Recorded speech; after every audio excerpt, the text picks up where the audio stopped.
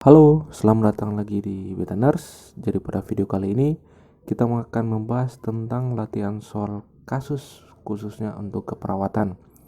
Jadi video ini ditujukan untuk teman-teman yang masih sementara untuk persiapan dalam uji kompetensi perawat maupun juga untuk teman-teman yang masih persiapan untuk SKB CPNS perawat.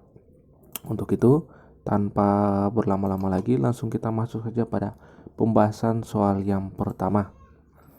Soal yang pertama, seorang perempuan berusia 24 tahun datang ke poliklinik mengeluhkan diare dan sakit perut sejak 1 hari yang lalu. Hasil pengkajian, perut terasa tegang, bising usus 25 kali per menit, dan diare 6-8 kali. Turgor kulit tidak elastis, frekuensi nadi 110 kali per menit, dan tekanan darah 125/80. Pertanyaan soalnya, apa intervensi keperawatan yang harus dilakukan pada kasus tersebut? Pilihan jawaban: A. Manajemen nyeri, B. Pemantauan tanda vital, C. Pengukuran produksi urin, D. Pemasangan cairan intravena, atau E. Pemeriksaan karakteristik feses. Ya, kira-kira jawabannya apa ini? Nah, untuk menjawab soal ini kita lihat dulu data-data yang paling menonjol. Yang pertama kita lihat dari keluhannya, yaitu dia mengeluhkan diare. Lanjut dia mengalami sakit perut juga. Kemudian hasil pengkajian, perut teraba tegang, bising ususnya 25 dan diarenya nih 6-8 kali per menit. Turgor kulit tidak elastis dan frekuensi nadinya tuh cepat 110. Jika dari tanda-tanda ini tentu saja kita bisa lihat bahwa dia ini mengalami kekurangan cairan. Karena tanda-tanda daripada kekurangan cairan yaitu adalah turgor kulit tidak elastis, kemudian nadinya itu cepat. Oleh sebab itu, jawaban yang paling tepat daripada kasus ini adalah yaitu yang D, pemasangan cairan intravena untuk memenuhi kebutuhan cairannya. Karena diare itu, definisi dari diare itu adalah pengeluaran feses 3-4 kali dalam sehari, tapi ini sudah meningkat menjadi 6-8 kali. Sedangkan untuk bising usus, normalnya bising usus untuk orang dewasa itu 5-35. Jadi ini masih tergolong dalam hal yang normal. Tapi di sini sudah ada data 110 kali per menit dan turgor kulitnya tidak elastis. Oleh sebab itu, tindakan intervensi yang paling tepat yaitu adalah pemasangan cairan intravena. Sudah jelas ya? Jadi soal nomor 1 nih, apabila ada soal-soal yang berkaitan dengan diare, pikiran kita langsung fokus saja itu terkait masalah cairannya. Lanjut kita masuk pada soal nomor 2. Seorang perempuan berusia 20 tahun dirawat di ruang penyakit dalam dengan tipoid hari kedua. Hasil pengkajian pasien bed rest, suhu tubuh meningkat 38,5 sampai 39,5. Tekanan darahnya 100/70 dan frekuensi nadi 110 kali per menit. Pasien mengeluh sering berkeringat terutama setelah minum obat. Pertanyaan, apakah kriteria hasil untuk masalah keperawatan utama pada kasus tersebut? A. Aktivitas meningkat, B. Suhu tubuh menurun, C. Tekanan darah normal, D. Frekuensi nadi normal, atau E. Kebersihan diri terpenuhi. Pertama, untuk menjawab soal ini tentu saja kita lihat dulu data-data yang paling menonjol. Dan data yang paling menonjol itu adalah terkait dengan suhu tubuhnya, yaitu 38,5 sampai 39,5. Otomatis kriteria hasil untuk masalah keperawatan utama pada kasus tersebut adalah yang B, yaitu suhu tubuhnya itu harus menurun. Sudah jelas ya untuk soal yang nomor 2 ini. Pada soal nomor 3, seorang laki-laki berusia 25 tahun dibawa keluarga karena di rumah mengalami kejang-kejang.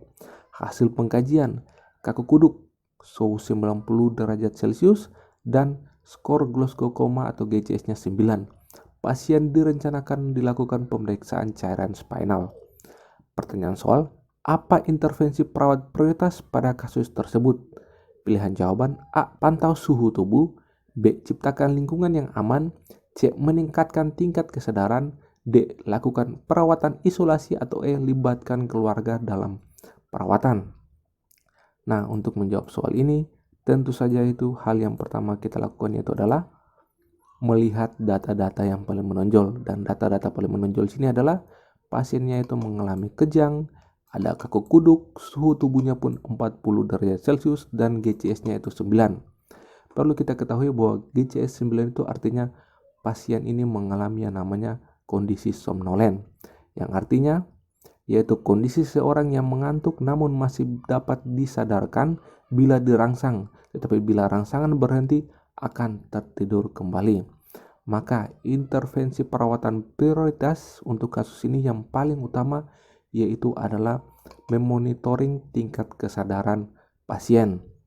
Kenapa tidak memilih pantau suhu tubuh? Menurut saya, untuk jawaban A ini lebih cocok itu apabila langsung dilakukan dengan kolaborasi dengan dokter untuk pemberian paracetamol untuk menurunkan suhu tubuhnya.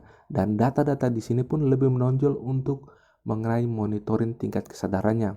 Karena apa? Dia mengalami kejang, kemudian ada kaku kuduk dan ada nilai GCS-nya. Otomatis yang paling menonjol di sini dan harus diprioritas yaitu adalah monitor tingkat kesadarannya. Sudah jelas ya? Kita lanjut pada soal nomor 4. Seorang perempuan berusia 20 tahun dirawat di ruang bedah pasca deprimen karena fraktur tibia fibula dextra tertutup pada hari kedua. Pasien terpasang back slap yang dibalut dengan elastis verban. Hasil pengkajian, pasien mengeluh nyeri dan CRT jari kaki kanan lebih dari 2 detik, terasa baal dan nadi dorsalis pedis melemah. Pertanyaan soal, apa intervensi keperawatan prioritas pada kasus tersebut? A. Melakukan pijatan pada jari. B. Memberikan kompres hangat. C. Melonggarkan ikatan bidai. D. Mempersiapkan pembedahan. Atau E. Meninggikan kaki yang fraktur. Seperti biasa, kita lihat dulu data-data yang paling menonjol. Dan data-datanya itulah yang pertama, pasien ini mengalami fraktur. Kemudian ada terpasang back slap yang kemudian dibalut dengan elastis verban. Kemudian hasil pengkajiannya itu pasien mengeluh nyeri dan CRT jari kaki kanan lebih dari 2 detik. Tentu saja kaki kanan ini yang dibalut dengan back slap. Kemudian terasa baal dan nadi dorsalis pedis melemah. Dari tanda-tanda yang ini, tentu saja kita mengetahui bahwa pasien ini kemungkinan mengalami yang namanya sindrom kompartemen. Tentu saja kita ketahui sindrom kompartemen terjadi karena adanya peningkatan tekanan daerah otot dan fasia, lapisan yang mengelilingi kompartemen otot, sehingga menurunkan pasokan oksigen ke dalam otot tersebut yang akan menyebabkan iskemia, kerusakan otot sampai ke tahap kematian jaringan. Untuk tanda dan gejala daripada sindrom kompartemen ini disingkat dalam 5P. Yang pertama yaitu pain atau rasa nyeri, yang kedua itu pallor atau perubahan suhu dan warna daripada kulit, yang berikutnya adalah parestesia atau penurunan sensitivitas pada kulit seperti terasa baal, kemudian ada pulseless atau keadaan di mana penurunan nadi, kemudian dan yang terakhir adalah paralisis atau ketidakmampuan untuk menggerakkan anggota gerak. Jadi sudah jelas pasien ini mengalami itu yang namanya sindrom kompartemen. Otomatis tindakan yang harus dilakukan adalah yaitu C. Melonggarkan ikatan bidai. Dengan melonggarkan ikatan bidai diharapkan peredaran darah di sekitar daerah fraktur menjadi lebih baik dan mengurangi resiko untuk kejadian daripada sindrom kompartemen. Nah, ini adalah contoh daripada back slap yang bisa saya berikan untuk teman-teman. Jadi sudah jelas jawabannya itu adalah C. Ikatan bidai yang terlalu kuat dapat membendung secara komplit aliran darah ke bawah daerah cedera. Kita lanjut pada soal nomor 5. Seorang laki-laki berusia 40 tahun dirawat di ruang penyakit dalam dengan keluhan sesak dan bengkak di seluruh tubuh. Hasil pengkajian, pasien mengeluh sesak dan badan terasa berat, gatal, piting edemanya itu +3, produksi urin 500 cc per 24 jam, berat badannya tuh 60 kg, kemudian tekanan darahnya 160/90, frekuensi nadi 90, frekuensi napas 30 kali. Hasil labnya urium 180, kreatinin 7 mg dan HB-nya 8. Apakah masalah keperawatan prioritas pada kasus tersebut: A. Kerusakan integritas kulit, B. Kelebihan cairan, C. Gangguan rasa aman, D. Gangguan perfusi jaringan perifer, atau E. Perubahan pola kemih. Dari soal ini tentu saja kita mendapatkan beberapa informasi yang paling menonjol, yaitu yang pertama, pasien mengeluh sesak. Berikutnya, dia mengalami bengkak di seluruh tubuh. Hasil pengkajiannya pun ada pitting edema 3. Kemudian produksi urinnya ini tentu saja menurun ya, karena berat badannya nih 60. Kemudian tekanan darahnya naik, frekuensi napasnya pun naik karena tentu saja pasien mengalami sesak. Dan masalah keperawatan prioritas yang paling menonjol di sini adalah, nah ini adalah contoh daripada gambaran dari pitting edema, yaitu keadaan di mana ketika kita menekan kulit pasien dan kulit pasien itu membutuhkan waktu yang lama untuk kembali kepada keadaan semula. Dan khusus untuk pitting edema derajat 3 itu dia membutuhkan waktu kembali itu kira-kira sekitar 7 detik. Sudah jelas ya? Jadi daripada data-data ini kita bisa disimpulkan bahwa pasien ini mengalami kelebihan cairan. Karena apa? Dari data-datanya ini menunjukkan sekali kalau pasien itu mengalami bengkak, kemudian dia ada tanda yang paling khas, yaitu adalah pitting edema. Tanda pitting edema ini menunjukkan bahwa pasien itu mengalami penahanan cairan di bawah kulitnya yang banyak. Rasional B, kelebihan cairan menjadi prioritas karena fungsi filtrasi ginjal yang terganggu dan berdampak pada gangguan pernapasan. Benar, karena cairan yang banyak di tubuh, maka dia mempengaruhi akan sistem pernapasan pasien. Kalau kita lihat ada nilai ureumnya yaitu 180 dan ini sangat tinggi. Kita ketahui bahwa nilai normal daripada ureum itu hanya berkisar 8 sampai 24. Sedangkan untuk nilai kreatinin hanya berkisar antara 0,6 sampai 1,2 mg per dl. Jadi ini sudah terlalu tinggi nih untuk pasien, dan otomatis pasien mengalami gangguan ginjal yang mengakibatkan pengeluaran cairan dari tubuh itu tidak efisien. Pasien mengalami kelebihan cairan pada tubuh. Sudah jelas ya untuk soal nomor 5. Kita lanjut pada soal nomor 6. Seorang laki-laki berusia 30 tahun dirawat di ruang penyakit dalam dengan diagnosis kronik renal. Hasil pengkajian nyeri di daerah pinggang menyebar ke atas simfisis pubis dengan skala 8 sampai 10. Terkadang nyeri saat berkemih dengan jumlah normal dan tampak kemerahan dalam urin. Hasil ultrasonografi menunjukkan ada batu di ureter. Pertanyaan soal, apakah masalah keperawatan prioritas pada kasus tersebut? A. Nyeri akut, B. Cemas, C. Perubahan pola eliminasi urin, D. Defisit volume cairan, atau E. Obstruksi saluran kemih. Ya, seperti biasa kita lihat dulu data yang paling menonjol, dan data paling menonjol sini adalah terkait dengan nyeri, didukung juga dengan adanya skala nyeri yaitu 8. Jadi otomatis jawaban yang paling tepat itu adalah yang A, terkait nyeri akut. Sudah jelas ya? Ini soal yang menurut saya sangat gampang saja, karena untuk setiap soal-soal yang sudah menunjukkan adanya skala nyeri, otomatis itu dia akan lebih berfokus untuk nyerinya. Jadi teman-teman langsung cari saja opsi yang berhubungan dengan nyeri. Lanjut, kita masuk pada soal nomor 7. Seorang perempuan berusia 20 tahun tersiram air panas di dada, perut, dan tangan. Hasil pengkajian pasien mengalami nyeri 5 dari 10 dengan pemberian analgetik drip. Kulit tampak merah dan terdapat bulai. Tekanan darahnya 90/60, frekuensi nadi 120, frekuensi napas 28 kali, berat badan 60 kg, mukosa bibir kering, dan produksi urin 100 cc per 6 jam. Apakah masalah keperawatan prioritas pada kasus tersebut? A. Nyeri akut, B. Kerusakan integritas kulit, C. Gangguan pola eliminasi urin, D. Defisit volume cairan, atau E. Resiko infeksi. Ya, seperti biasa kita lihat dulu data-data yang paling menonjol. Data yang pertama itu adalah pasien ini mengeluhkan nyeri dengan skala nyerinya itu adalah 5, tapi sudah diberikan pemberian analgetik. Kemudian kulit tampak merah dan terdapat bulai.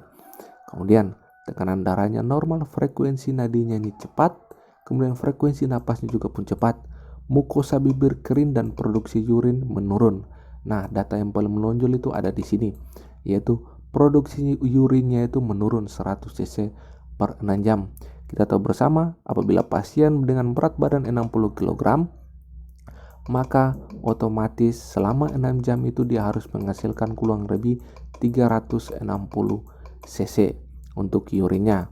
Dan pada kasus ini produksi urinnya itu menurun, kemudian mukosa bibirnya kering. Otomatis untuk masalah keperawatan prioritas itu yang paling menonjol yaitu ada pada D. Pasien ini mengalami defisit volume cairan. Kita lanjut pada soal nomor 8. Seorang anak perempuan usia 2 tahun dibawa ke UGD dengan keluhan sesak napas. Hasil pengkajian didapatkan retraksi interkos. Frekuensi nadi 120, frekuensi napas 40 kali per menit, dan suhu 37,6 derajat Celcius. Apakah tindakan utama pada kasus di atas? A. Monitor irama pernapasan. B. Monitor pergerakan dinding dada. C. Posisikan klien semivolar. D. Berikan terapi oksigen. Atau E. Monitoring kesadaran pasien. Seperti biasa, kita lihat dulu data-data yang paling menonjol. Dan data-data yang paling menonjol di sini adalah yaitu pasien keluhkan sesak, kemudian frekuensi napasnya itu 40 kali per menit dengan adanya ini retraksi interkos. Kita ketahui bersama bahwa retraksi interkos kondisi di mana seseorang tidak bisa menggunakan otot diafragma untuk bernapas sehingga membutuhkan bantuan otot ekstra dari otot interkos. Kondisi ini paling sering terjadi pada pasien-pasien asma. Otomatis jawaban atau tindakan utama pada kasus ini yaitu kita memberikan terapi oksigen. Kalau kita memilih posisikan klien semipolar, menurut saya ini tidak terlalu tepat. Karena apa? Dengan posisi semipolar ini, menurut saya pasien masih tetap mengalami sesak, dan tindakan utama yang paling tepat yaitu adalah berikan terapi oksigen. Sudah jelas ya? Kita lanjut pada soal yang ke-9. Seorang anak perempuan usia 2 tahun datang bersama ibunya di UGD dengan keluhan sering mengalami gusi berdarah dan mimisan. Hasil pengkajian, keadaan umum lemah, konjungtiva pucat, tanda biru pada lengan dan jari-jari tangan, frekuensi napas 27 kali per menit, frekuensi nadinya 120, suhunya 37,6, berat badan 8 kg, HB-nya 8,3, RBC-nya 2,8 kali 10.000 per UL. Apakah masalah keperawatan utama pada kasus di atas? A. Ketidakseimbangan nutrisi kurang dari kebutuhan. B. Ketidakseimbangan perfusi jaringan perifer. C. Risiko perdarahan. D. Hipertemi. Atau E. Kelitihan. Kita lihat dulu data-data yang paling menonjol pada kasus ini. Data yang paling menonjol adalah laki ini yang mengalami yang namanya tanda biru pada lengan dan jari-jari kakinya. Kemudian dia punya HB-nya ini menurun 8,3. Otomatis jawaban yang paling tepat untuk masalah keperawatan utama yaitu adalah ketidakefektifan perfusi jaringan perifer, ditandai dengan tanda biru pada lengan dan jari-jari tangan. Ini merupakan data yang paling menonjol. Rasionalnya, perdarahan yang terjadi pada kasus di atas akan menyebabkan HB di bawah normal, dan hal tersebut merupakan indikasi utama gangguan perfusi jaringan. Jadi sudah jelas adanya data HB dan tanda biru pada lengan menunjukkan bahwa ketidakefektifan perfusi jaringan. Kita lanjut ya pada soal yang ke-10. Seorang anak laki-laki usia 5 tahun dibawa ibunya ke UGD dengan keluhan sesak nafas, nafsu makan menurun. Hasil pengkajian suara murmur, ekstremitas dingin, CRT lebih dari 3 detik. Frekuensi napas 24 kali per menit. Ibu mengatakan saat melakukan aktivitas anak muda lelah dan semakin sesak.